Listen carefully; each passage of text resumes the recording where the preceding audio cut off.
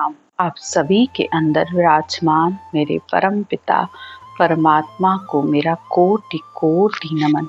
हमारा सतगुरु सुखराम जी महाराज के ग्रंथ में गर्भ चेतावनी ग्रंथ चल रहा है। सतगुरुदेव गर्भ की चेतावनी देकर मनुष्य को समझा रहे हैं कि इस आत्मा को बार बार इस गर्भ में आना पड़ता है, गर्भ के दुखों को सहन करना पड़ता है और अनेक ही उन्होंने उदाहरणों के माध्यम से समझाया है। उस पर शिष्य ने उनसे पूछा था कि इस आत्मा का गर्भ से छुटकारा कैसे हो। इस पर सतगुरुदेव ने उसे अनेक तरीके से समझाया था कि ब्रह्म की प्राप्ति के लिए तो ब्रह्म की भक्ति करनी पड़ती है और ब्रह्म की भक्ति के लिए ब्रह्म का नाम राम है, उसे ही लेना पड़ता है। और उसे उन्होंने परिचित नाम बताया। परिचित नाम इसलिए बताया कि संसार में जितने भी संतों को मोक्ष की प्राप्ति हुई है, केवली भगवंतों को, तो उनको इसी नाम से ही हुई है। यहाँ तक कि अवतारों को भी मुक्ति इसी राम के नाम से मिली है। चाहे भगवान कृष्ण हो चाहे राम हो, वशिष्ठ मुनि जी से राम जी को भी यही ज्ञान मिला, केवल्य ज्ञान, और भगवान कृष्ण जी को भी नेमनाथ जी से यही ज्ञान मिला। तो अवतारों ने भी यही भक्ति की। शिव संकादिक शेष जी ध्यावत है दिन रात, सो मंतर हरि नाम है दूजा सब वन होए। तो भगवान शिव ने, ब्रह्मा जी के पुत्र संकादिक ऋषियों ने, शेष जी ने रात दिन इसी हरि मंत्र यानी इस ब्रह्म के नाम की रटना कर रहे हैं। और संसार में ऋषि मुनि जोगेश्वरा हरिजन सिद्ध अवतार, सब वाणी साखी भरे केवल ब्रह्म विचार। तो संसार में ऋषियों ने, मुनियों ने, जोगेश्वरों ने, हरिजन ने, सिद्ध ने, अवतार, सब ही वाणी, सब वेद शास्त्र पुराण इस बात की साक्षी दे रहे हैं कि केवल एक ब्रह्म के विचार से, केवल एक ब्रह्म के नाम से ही इस आत्मा की मुक्ति होती है। इस आत्मा को गर्भ के दुखों से छुटकारा मिलता है। तो इस पर शिष्य कहता है कि हे सतगुरुदेव, अगर ये ब्रह्म का नाम इतना ऊंचा है, ये केवल्य भक्ति इतनी श्रेष्ठ है, तो फिर मनुष्य इसे क्यों भूल जाता है। हे सतगुरुदेव, मुझे इस बात को समझाइए कि इतना श्रेष्ठ ज्ञान जिसे सबने इस संसार में किया है, सबकी मुक्ति इसी से ही होती है, तो फिर मनुष्य क्यों भूल जाता है। इस पर सतगुरुदेव कहते हैं, छंद मोती दान। अब शिष्य सुनो सब ही आए, यूं नर भूल गया जगमाए, आवे गर्भ में सो जीव, बालक याद राखे पीव। सतगुरुदेव समझाते हुए कहते हैं कि हे शिष्य, मेरी बात को ध्यान से सुनो। मनुष्य इस भक्ति को क्यों भूल जाता है। सबसे पहले तो गर्भ में आते ही उसकी पुनवानी खत्म हो जाती है, और दूसरा, जब तक गर्भ में होता है तो वो बहुत दुखी होता है, तो उसे परमात्मा की याद रहती है और वो बार बार परमात्मा से विनती करता रहता है कि अब के साहिब करूं बसेरा, निश्दिन जाप हरि करूं तेरा। कि हे परमात्मा, अब की मैं बाहर आऊंगा ना तो तेरी भक्ति करूंगा, लेकिन जैसे ही बाहर आता है तो वो सब भूल जाता है। तो उसकी सबसे बड़ी वजह क्या है, क्योंकि संसार में जैसे ही आता है तो सबसे पहले माँ का दूध पीता है, तो वहीं से ही उसके अंदर माया की शुरुआत हो जाती है। और फिर जैसे जैसे बढ़ता जाता है, कर्म करता जाता है, तो कर्मों के वश माया में फंसता जाता है। और यही बात हम रचना ग्रंथ में भी सुनते हैं कि मनुष्य, जब जीव आत्मा ब्रह्म से आई थी तो वो शुद्ध थी, चेतन थी। जब सृष्टि की उत्पत्ति हुई थी, यानी देवता मनुष्य बना बना कर थक गए थे, लेकिन वो शुद्ध और चेतन आत्माएं थी, आती भक्ति करती, फिर वापस उसमें ब्रह्म में मिल जाती थी। लेकिन फिर देवताओं ने उसके लिए ये रूप, रस, काम, क्रोध, लोभ, मोह, माया, ये सारा माया का पसारा बनाया। तो जीव जैसे जैसे कर्म करता गया और माया में फंसता गया, इसलिए वो धीरे धीरे ब्रह्म भक्ति को भूल गया। अब वो कैसे भूला, उन सब का वर्णन करते हुए सतगुरुदेव कहते हैं, आवे गर्भ तज संसार, बाजे ढोल बरगुवार, हर के बैन बुआ तात, होए कड़ुम्बा से बात। जैसे ही गर्भ से बाहर आता है तो कई तरीके के ढोल ढमाके बजते हैं। बहन, बुआ, भाई सब खुशी होती है। जैसे ही बच्चा पैदा होता है तो कोई थाल बजाता है, कोई थाली बजाता है, कोई ढोल बजाता है, सारा परिवार खुश होता रहता है। तो सबसे पहले तो वो इसी को सबको सुनता है, यानी और कुटुंब वाले, परिवार वाले आपस में बातचीत करते हैं, एक दूसरे को बधाइयां देते रहते हैं। तो यहाँ से ही उसकी शुरुआत हो जाती है। धिन धिन धिन आयो जायो पूत, बांधे बाप मैया सूत, गाए जाए मेहरी गीत, होवे हरख सबके चित। सब बहुत खुशी होते हैं कि आज का दिन बहुत ही धन्य है कि हमारे घर में पुत्र की प्राप्ति हुई है। माँ बाप भी आगे से और कई उसके लिए, भविष्य के लिए उसकी चिंताएं करने लगते हैं, यानी वो भविष्य में हम इसे ये बनाएंगे, बड़ा होगा तो हम इसके लिए ये करेंगे। और बहुत सी स्त्रियां गीत गाने लगती हैं, घर में मिठाइयाँ बंटती हैं, ढोल बजते हैं, नाच गाने होते हैं, सब उसके जन्मदिन की खुशी मनाने में लग जाते हैं।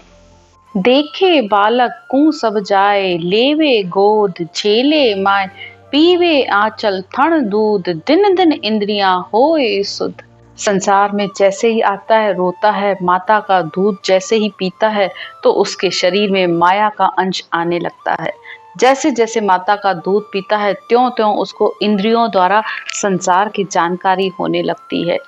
जोगे नेड़ देवे पोए, श्रवणा सांभले सुध होए, दिन दिन बंदे काया जान, व्यापे शुद्ध सुरति आण।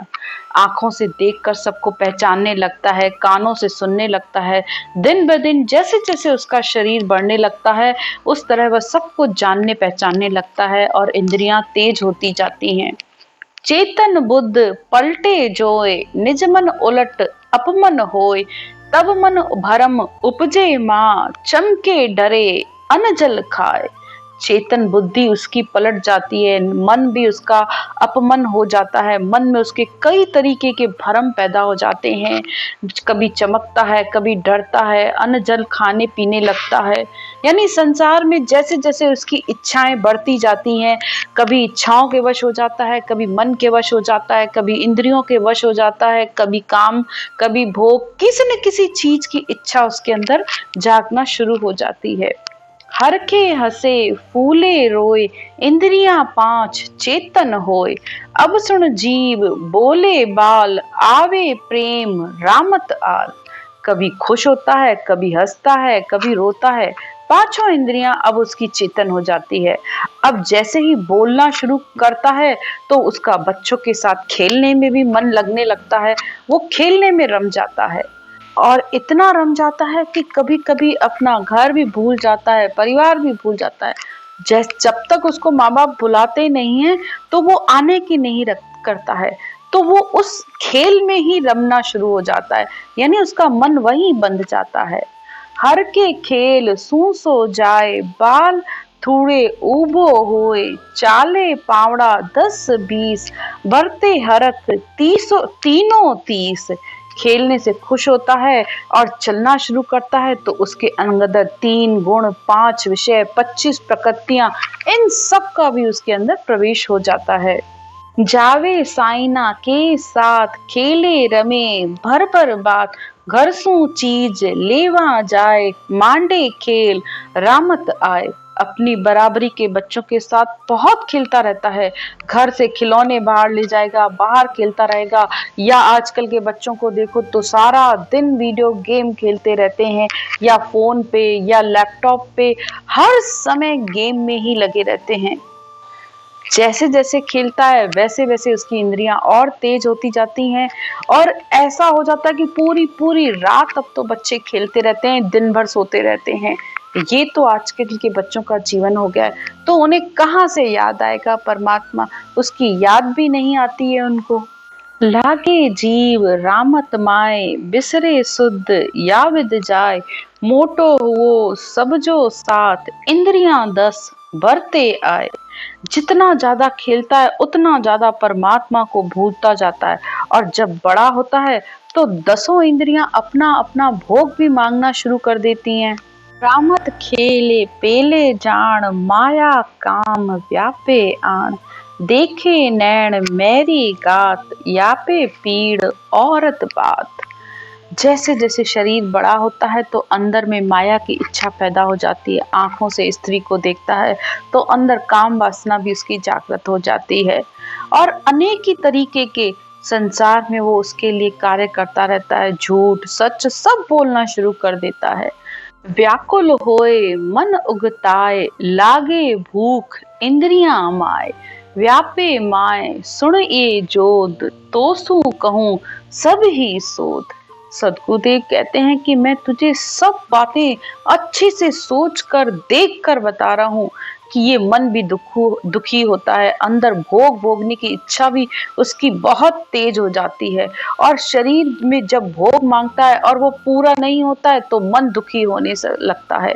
और इच्छा शक्ति तो वैसे ही मनुष्य की सबसे तेज होती है।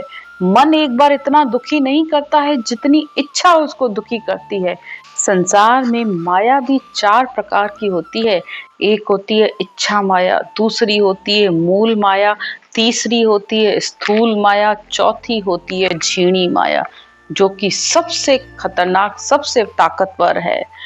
इच्छा माया की उत्पत्ति होण काल ब्रह्म से है और जब आत्मा इस ब्रह्म के नाम को लेती है, जब कंठ कमल पर सत्शब्द आता है तो इच्छा माया खत्म होती है। दूसरी है मूल माया, ये मनुष्य के अंदर होती है। रूप रस गंध स्पर्श शब्द, ये पांचों रूप में हर मनुष्य के अंदर है। किसी को रूप से प्रेम है, किसी को गंध से प्रेम है, किसी को स्पर्श सुख चाहिए तो किसी को शब्दों से बड़ा प्रेम होता है। तो ये है मूल माया। और तीसरी होती है स्थूल माया, जो कि संसार में हर किसी को वो भी चाहिए। धन दौलत सोना चांदी मकान रुपया पैसा बच्चे स्त्री, ये सब मनुष्य को चाहिए। ये स्थूल माया है जो कि दिखती है। और चौथी होती है झीणी माया। झीणी का मतलब होता है सूक्ष्म माया, जो बहुत ताकतवर है, सबके अंदर होती है। दिखती भले ये नहीं है लेकिन हर मनुष्य के अंदर किसी न किसी रूप में समाई रहती है। यानी काम क्रोध लोभ मोह अहंकार, ये दिखता नहीं है। सामने वाले को दिखेगा लेकिन आपके अंदर होगा ना, आप कहोगे नहीं मेरे अंदर तो ये चीजें है ही नहीं। और अहंकारी हो मनुष्य तो उसको तो वैसे भी कुछ नहीं दिखता है, अपने अंदर कोई कमी दिखती ही नहीं है। लेकिन ये हर किसी के अंदर होती है। तभी तो सतगुरुदेव कहते हैं काम तजेते लोभ न जइये, लोभ तजेते क्रोधा, क्रोध तजेते अहंकार न जाइए, अहंकार तजेते मान बढ़ाई शोभा। अगर काम को छोड़ दे तो लोभ अंदर आ जाता है, लोभ को छोड़ दे तो क्रोध आ जाता है। जरा सा किसी ने कुछ कह दिया तो फटाक से इतना क्रोध आ जाता है कि उसको अपशब्द तक कहने में, गलत शब्द तक कहने में भी हम नहीं चूकते हैं। और क्रोध को छोड़ दे तो फिर अहंकार अंदर आ जाता है। किसी न किसी बात का अभिमान, धन का होगा पुत्र का होगा संपत्ति का होगा, किसी न किसी बात का अहंकार हर मनुष्य के अंदर होता है। और अहंकार को छोड़ दे तो फिर मान बड़ाई शोभा, इसको तो कोई भी नहीं छोड़ पाता है। एक बार काम छूट जाता है, लोभ छूट जाता है, क्रोध छूट जाता है, अहंकार छूट जाता है, लेकिन मान सम्मान की इच्छा हर मनुष्य के अंदर बनी रहती है। और ये सबसे बड़ी इच्छा है कि लोग मेरी तारीफ करें, मेरी प्रशंसा करें, 4 वचन अच्छे बोल लिए, एक काम अच्छा कर लिया, तो अगर किसी ने तारीफ नहीं की तो उसका भी दुख हो जाएगा। वो भी बात 4 लोगों को कह कह के बताएगा। थोड़ा सा दान करेगा, थोड़ा सा पुण्य करेगा, कुछ भी अगर उसने किया और किसी ने प्रशंसा नहीं की तो बस मन ही मन दुखी होता रहेगा। तो कहने का मतलब किसी न किसी रूप में माया अंदर उसके होती ही होती है। इसको झीणी माया कहते हैं। और यहाँ तक कि कहते हैं सतगुरुदेव कि ये माया मनुष्य तो क्या देवताओं के अंदर भी होती है। इस झीणी माया से कोई भी नहीं बच पाता है। संसार तो क्या 3 लोकों में भी कोई नहीं बच पाता है। तो इस तरह सतगुरुदेव ने ये हमें बताया कि मनुष्य गर्भ से आकर परमात्मा की भक्ति को क्यों भूल जाता है। इसकी आगे की चर्चा कल करेंगे। आज की चर्चा यहीं तक। राम राम।